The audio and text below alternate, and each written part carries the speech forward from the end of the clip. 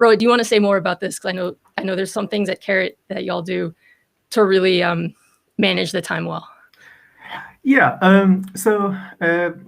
At Karat, when I interview, I try to make the problem statement as clear as possible, as early as possible. So, and I let the candidate show what they can, and it's more important as to what they can achieve. And in many engineering scenarios, it's okay to get an acceptable solution and then improve upon it iteratively. So that's completely fine. One doesn't have to point out that something better can be done right at the beginning. So yeah, let the other person be and show what they are able to do. Yeah. And in particular, so one of the things we talk about at Karat is that everything you say and do as an interviewer, maybe this is a simplification, but I like to say it falls into 3 categories.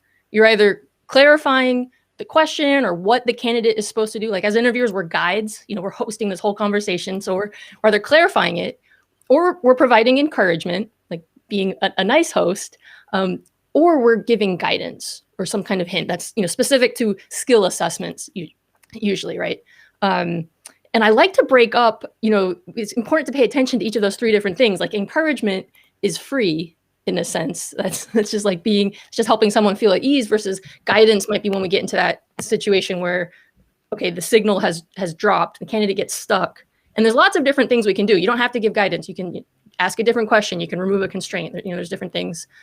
But if you are going to start giving help, sometimes that impacts the assessment, right? So separating out, saying something, not, just because you're not giving guidance doesn't mean you have to be silent.